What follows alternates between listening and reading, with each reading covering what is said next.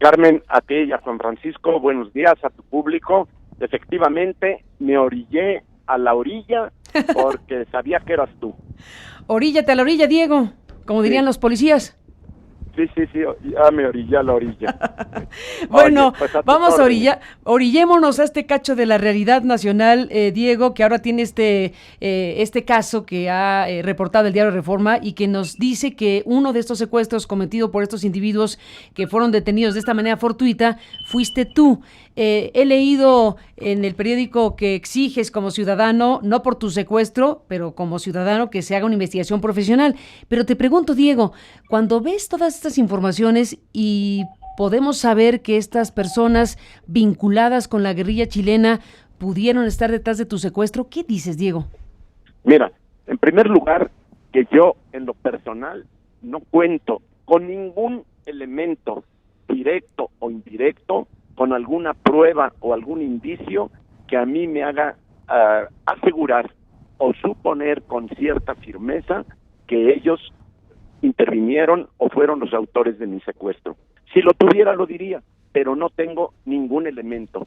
Lo que yo quiero destacar, si tú me lo permites, Carmen, es cómo es posible que ahora nos digan las autoridades que tenía 10 años aquí en México y que venía cometiendo secuestros de gran impacto o de alto impacto.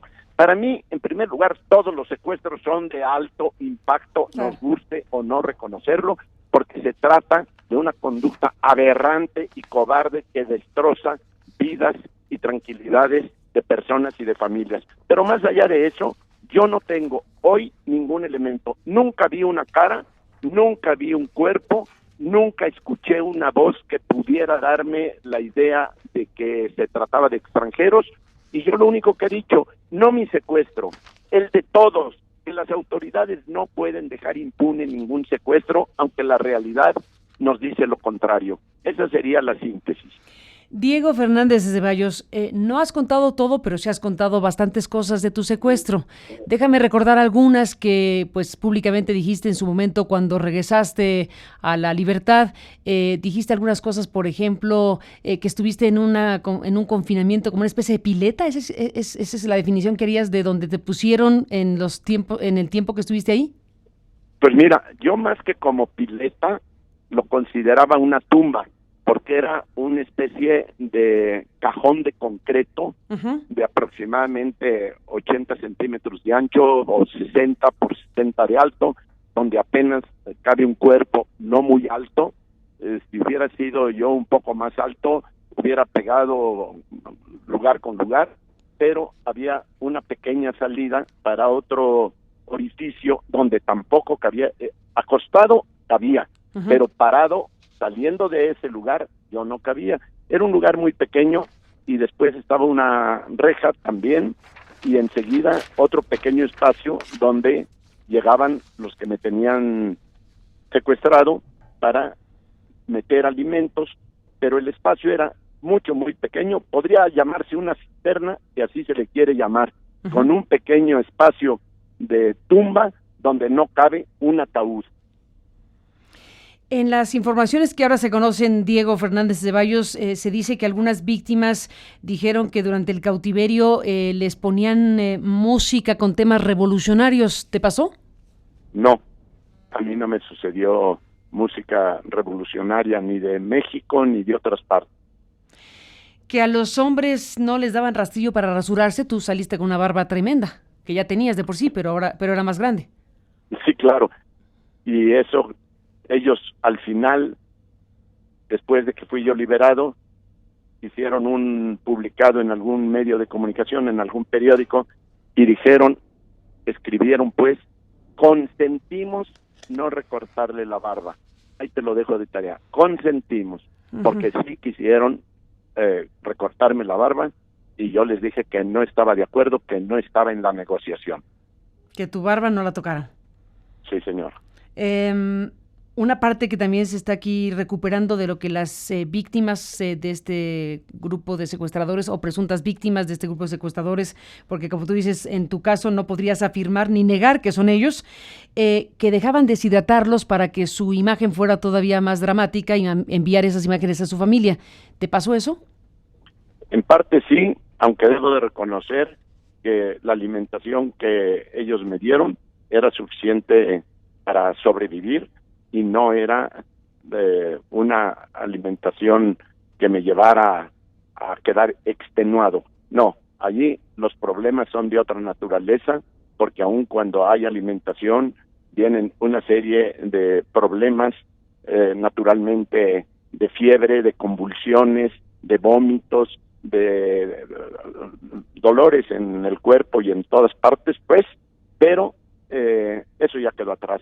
Yo con mucho gusto lo puedo platicar en familia y todo, pero no quiero hacer un espectáculo de lo mío, porque siempre he dicho, lo mío es un pequeñísimo incidente de la locura que vive este país en materia de secuestros. Totalmente de acuerdo. Las preguntas son, Diego Fernández Ceballos, en buena medida para saber si tu situación, lo que tú viviste, empata con lo que otras víctimas han dicho y tener elementos para pensar si estos capturados, si este individuo al que le llaman comandante Emilio está detrás o no de tu secuestro y del secuestro de otras personas que en esa zona de la República Mexicana sufrieron esto que es lo indecible, como lo has dicho muy bien, en términos de lo que representa un delito como el secuestro. Y además, bueno, tiene muchísima importancia por muchas razones saber si un hombre como Diego Fernández Ceballos fue sujeto de este secuestro, pues con un grupo de personas como estas que ahora, por lo que vemos, son, entre comillas, reivindicadas por esta agrupación rodriguista chilena. Este comunicado que leyó nuestro compañero Juan Omar Fierro, que te habla de un lenguaje, bueno, de las épocas guerrilleras de hace 1000 años, en 2017, que sigue, bueno, pues vinculando a estos personajes que se establecieron en México, que pudieron estar en México, hacer vida en México con toda normalidad, por lo que se sabe ahora, y que ahora con esta fortuita situación son detenidos. Que tu historia y tu biografía, Diego, esté relacionada probablemente con esto, ¿qué te dice? Mira, en primer lugar, yo escucho y leo en algunos medios que vinculan mi secuestro con estas personas o a estas personas con mi secuestro. Y el alegato que escucho me parece perfectamente atendible. En primer lugar, que se fueron a sentar en esa zona del Bajío, número 1. Número 2, que procuraban hacer secuestros de los que, a mi modo de ver, injustamente se les llama de alto impacto. En tercer lugar, que todos ellos duraban meses y que solían ser devueltos a la libertad o puestos en libertad por los meses de diciembre. Y así te van dando una serie de datos que nunca permitían a nadie que viera la luz del día o la luz del sol. De tal suerte que hay muchos datos que pueden llevarnos a la equivalencia del modus operandi. Pero después de lo que se ha dicho, sinceramente no tengo nada que agregar, solo insistir que, pues como ciudadano, me indigna que en un país las autoridades te puedan narrar ahora que el mismo modus operandi, en la misma zona, con una serie de características que pues estaban siendo conocidas por lo que yo declaré cuando fui liberado ante la Procuraduría General de la República, que es lo mismo que he declarado públicamente. No he dado a la Procuraduría un solo dato que no lo haya hecho público, pero que mi caso y otro más se puedan cometer, y que ahora, porque a un taxista, un delincuente, le entrega un sobre con un dedo adentro de una de las víctimas, y porque el taxista se espantó al ver que lo venían siguiendo y por eso le llamó a la policía, y después apareció el secuestrador y el sobre y el dedo, y que esto fortuitamente haya ubicado al que puede ser el jefe de una banda de altísima peligrosidad, pues decimos, ¿qué país tenemos? Porque en otras partes, secuestros, asaltos, bombas que detonan y muertes que hacen en centros comerciales o en avenidas, a las 24 horas están detenidos o muertos los que intervinieron. Y aquí en 10 años hubo un Ánchez Castilla para estos señores. Eso es lo preocupante, a mi modo de ver, Carmen. Eso es lo preocupante. ¿Qué es lo que decía Juan Francisco Torres Landa, que está en la línea, porque estábamos platicando con Juan Francisco, como te dije, y bueno, pues están coincidiendo, y creo que es evidente coincidir en eso, aquí frente a lo que estamos, es que si ese taxista, pongámoslo así, Diego, Juan Francisco, si ese taxista no le da miedo nada, entrega el paquete y se va y se lleva sus 500 pesos, pues esto seguiría no sabemos cuánto tiempo más, Juan Francisco.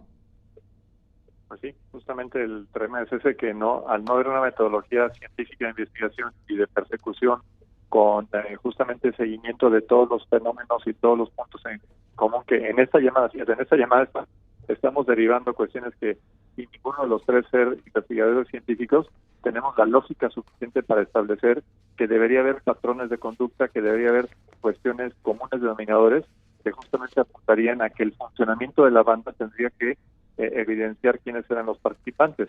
Además, no seamos ingenuos. En un lugar como San Miguel Allende sería relativamente fácil ubicar efectivamente quiénes son los participantes, dónde estaban reuniéndose, cómo se desarrollaron este tipo de conductas a lo largo de más de 10 años. Es verdaderamente lacerante para la inteligencia. Lo es para nosotros, una organización que llevamos 20 años procurando tratar de mejorar las condiciones de seguridad y justicia, y que nos encontremos que efectivamente por una cuestión totalmente fortuita se da al seno de una operación que venía pues generando un enorme vacío, un enorme impacto para muchísimas familias. Lo es el caso, aparentemente puede ser, Diego no sabe si esta fue la banda, pero nosotros nos debemos decir que nosotros perdimos ya a muchas personas en el Bajío justamente víctimas de operaciones similares. Entonces, caray, todo apunta a que hay demasiadas coincidencias para no suponer que esta banda sí tenía un impacto en muchos de estos casos, y la gran pregunta es, ¿cuántas otras bandas más operan en el país para estos supuestos y para casos de extorsión, derecho de piso, etcétera, justamente a sabiendas de que como las autoridades no tienen la capacidad para desarticularlas, pues siguen operando a sus anchas? Esa es la gran preocupación que tenemos. Ojalá esta fuera la única y que el tema se hubiera resuelto. No, el problema son todas las demás que siguen operando, lo hacen impunemente. Totalmente de acuerdo. Bueno, pues Carmen, Diego, sé que estás en la carretera. No te preocupes, déjame comentarte algo brevísimamente. Venga, Primero, venga. Que lamento que no pude escuchar con claridad lo que dijo Juan Francisco porque se cortaba mucho la comunicación. Uy. Pero también te quiero decir a ti que eso de que el taxista hubiera entregado el sobre y no hubiera pasado nada y no lo hubieran encontrado al secuestrador, también eso hay que cuestionarlo, porque acuérdate que allí en San Miguel Allende acababan de matar a 4 taxistas en los días anteriores, y como lo venía siguiendo el secuestrador, era posible que el taxista, después de entregar el sobre, hubiera sido asesinado. Claro. Es que es gravísimo lo que está pasando. Le tocó la suerte al taxista de que se espantó, y como se espantó llamó a la policía. Totalmente de acuerdo. Yo por eso decía, bueno, ¿qué hubiera pasado si el taxista actúa diferente? Pero tienes razón, el taxista actuó a partir del miedo que le causó la situación, sabiendo, como bien dices, que habían matado 4 taxistas, muy probablemente relacionados con una situación así. Quiere decir que esos 4 taxistas, ve tú a saber en qué circunstancia estaban y cuántas más víctimas están ahora en una situación así. ¿Y saben qué, Juan Francisco? Déjenme decirles, a mí lo que me preocupa, que después de la muerte, Carmen, de los taxistas, no dudes que alguien dijo, en algo han de haber estado involucrados, a lo mejor eran narquillos, a lo mejor habían cometido delitos, o sea que tras de ser víctima de una brutalidad como esta, que los mataron, muchos pudieron haber supuesto, algo han de haber hecho, por algo los mataron. Ese es otro delito que está en nuestra sociedad. Totalmente de acuerdo, Diego Fernández Ceballos. Bueno, para cerrar esta conversación, que les agradezco mucho a los dos y a Diego Fernández que se haya detenido un momento para hablar en este programa, te dejo esto, Diego, como abogado. Seguro ya leíste también lo que el abogado de este individuo ha dicho respecto a su representado, el comandante Emilio. Dice su abogado, que tiene de nombre José Luis Vargas, que acepta el comandante Emilio, que tiene un pasado, que no le teme la extradición, pero que prefiere irse a Chile y que él sabe que se descubrió su identidad y que no quiere mentir más. ¿Qué te dice, Diego, esta declaración de su abogado? No, en términos de ley Por supuesto que el gobierno de México tiene facultades para decidir su más pronta extradición si el otro la acepta o la pide. Pero como ha cometido, de acuerdo con lo que se informa, delitos graves en México, me parecería inimaginable que el gobierno de México aventara la papa caliente para Chile y dijeran, pues ahí les va y hagan lo que sea. Yo estoy seguro que el gobierno de México no va a decidir entregar a este hombre y a los que puedan estar involucrados con él al gobierno chileno. Primero lo debe juzgar aquí, primero debe pagar aquí sus culpas y sus responsabilidades y después que vaya a responder a la justicia de Chile. Eso es lo que procede conforme a la ley y sería absolutamente aberrante, ofensivo, indignante para México que sencillamente dijeran pues que se vayan y asunto concluido y se cierra la carpeta. Dice el abogado Vargas que le dijo a su representado que está en prisión por secuestro, pero que no va a proceder, eso dice su abogado, y que si logra salir, lo que va a pasar es que cuando ponga un pie afuera de la cárcel, se va a ir directamente a la Interpol a cumplir la orden que tiene en su contra. Eso es lo que le dice el abogado al señor comandante Emilio. Pues mira, por lo que yo puedo contestar, si no conozco el expediente, solo puedo decir, si los hechos que ha dado a conocer los medios de comunicación corresponden a la carpeta de investigación que se haya abierto, lo que procede es que aquí se le someta a juicio, se le vincule a proceso, desde luego con prisión preventiva y naturalmente que las autoridades judiciales en un proceso legal, justo y respetando sus derechos humanos digan la última palabra y después enviarlo a Chile si así lo pide aquel país o así procede de acuerdo con el tratado de extradición. Pues ahí está, Diego Fernández Ceballos, gracias por tomar esta comunicación y estemos en contacto si te parece. Gracias y buenos días. Un abrazo a los dos, buenos días. Buenos Adiós. días. Igualmente, gracias a Diego Fernández Ceballos. Juan Francisco Torres Landa, bueno, pues tuvimos oportunidad de escuchar a Diego Fernández, le marcamos y bueno, pues ahora sí que venía en carretera, nos tomó la llamada y se incorporó a la charla contigo. ¿Cómo cerrarías, Juan Francisco? Bueno, creo que aquí el gran tema es el reclamo, no tanto la celebración de que detuvieron estos personajes, que por un momento sí hay que ser, claros de que es muy importante esta detención, pero también señalar que no es para presumir por parte de ninguna autoridad que haya ocurrido de esta manera, que es la demostración de que fue literalmente la chiripa, lo fortuito, la suerte, que bueno, también contó en esta historia, o contó fundamentalmente en esta historia, pero que nos deja estrujados de la posibilidad que tiene tuvo este grupo delincuencial de instalarse con tanta claridad y con tanta consistencia durante tantos años, como tú y la organización que representas lo saben muy bien. Pues mira, justamente también otro tema que no puedo soslayar es que dentro del relato de esto que parece ser una historia prácticamente de Hollywood, algo que hay que llamar la atención es que la llamada que hizo el taxista a la policía bien pudo haberse encontrado con un destino también radicalmente distinto, porque no es ajeno, y hay que decirlo, que muchos de los agentes de seguridad de justicia del país están lamentablemente penetrados por la delincuencia organizada. Aquí, afortunadamente para el taxista y para el devenir del caso, se encontró con alguno de los elementos que sí siguen portando fielmente la camiseta en honrar el cargo para el cual fueron, digamos, contratados, y eso hay que celebrarlo, pero nos preocupa que hay muchos otros casos donde esta constante no es así. Entonces, es dentro de la fortuito, de la chiripa, como tú le dices, la llamada cayó en las manos correctas en cuanto a policía se refiere, pero insisto, lamentablemente ese no es el común denominador, y es parte de lo que tendría que investigarse para, por un lado, reconocer a quienes sí hacen su trabajo y preguntarse muchas veces por qué durante tantos años las personas que tenían a su cargo este tipo de investigaciones no hicieron nada. Totalmente de acuerdo, Juan Francisco Torres Landa. Pues a ese policía, a quien recibió la llamada, desde luego se le tiene que reconocer esa definición, ese haber cumplido con su trabajo. Fíjate tú, en un contexto como este, pues hay que subrayar y reconocer que el policía hizo lo que tenía que hacer. Algunos dirían no se tiene que celebrar el cumplimiento de una obligación, pero en este contexto sí. En este contexto sí se destaca la actuación de quien le hizo caso al policía, de quien actuó apropiadamente, de quienes tomaron la decisión no solamente de atender la llamada del policía, sino instruirlo apropiadamente y, en todo caso, capturar al persecutor, porque todo eso sucedió en un momento determinado y hubo quien lo hiciera, y eso también es importante reconocerlo en un momento donde estamos viendo un problema sistémico. Cuando una parte de ese sistema tiene un comportamiento apropiado, pues hay que celebrarlo y subrayarlo, y en todo caso, pues seguramente lo reconocerán sus superiores en estos momentos. Juan Francisco Torres Landa, pues estemos en contacto como siempre. Te aprecio muchísimo que nos tomes esta comunicación para hablar de este tema, y seguimos al habla pues para estos asuntos que desde luego involucran directamente a una organización como la tuya de México Unido contra la Delincuencia.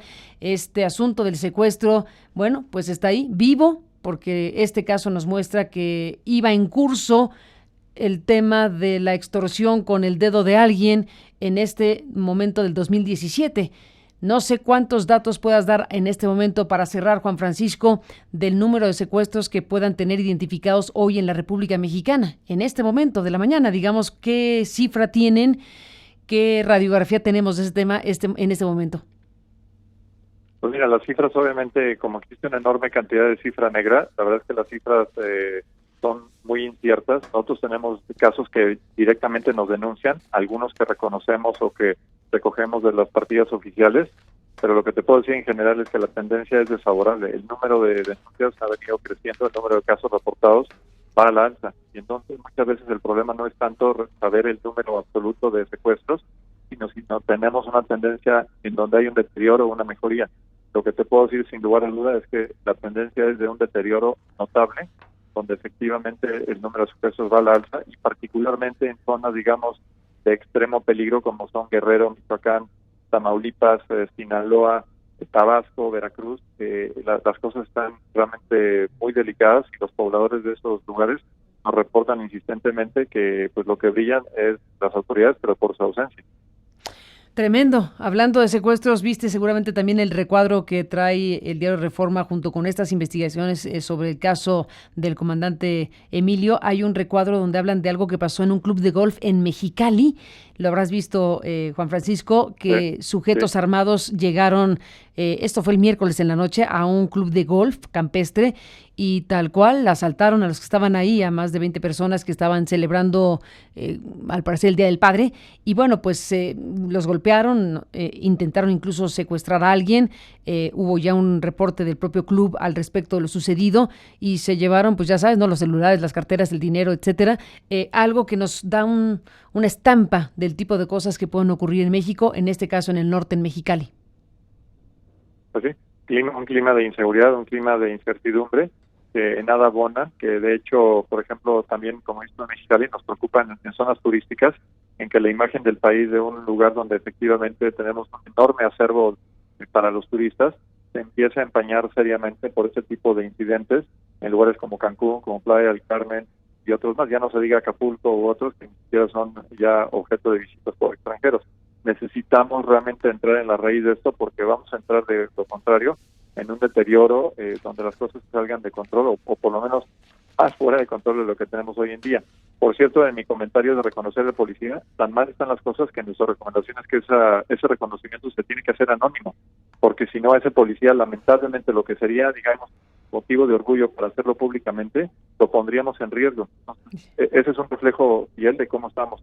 Ese reconocimiento no se puede hacer en público. Qué fuerte, tienes toda la razón. Tienes toda la razón, así que en el anonimato desde aquí un saludo al policía, al que llevó a cabo esta actuación apropiada y correcta, y pues quien quiera que sea, le mandamos una felicitación por su conducta institucional y policíaca, porque logró la captura de este individuo que dio el hilo para las capturas que pues seguramente se sigan haciendo de esta banda. Gracias por estar aquí, Juan Francisco Torres Landa, te aprecio muchísimo que nos tomes la llamada y estamos en comunicación. Buenos días y hasta la próxima. Con gusto, Carmen, siempre a tus órdenes. Gracias, un abrazo, gracias por estar aquí. Pues vaya historia, vaya narración de Diego Fernández de Ceballos. Como dice Diego, pues no sé si son, o sea, no podría yo afirmar que son, tampoco que no son, en pocas palabras, pero lo tremendo es finalmente que las propias autoridades están ahora aportando informaciones sobre la larga permanencia de este grupo delictivo con conexiones guerrilleras en Chile y todo esto que aquí se ha comentado ampliamente en este programa de este espacio de noticias y que hemos tomado como referencia obligada el trabajo espléndido de Abel Barajas en el diario Reforma y de los colegas periodistas que han dado a conocer toda esta información y detenimiento de los detalles. Antonio Baranda y Mayolo López el día de hoy, que hablan de cómo se pide desmantelar precisamente a la banda del Bajío y que exigen a las autoridades que no dejen a nadie libre. Están urgiendo también a víctimas y activistas embargar a plagiarios todas sus ganancias, entre otras cosas, como parte de esta discusión obligada. Bueno,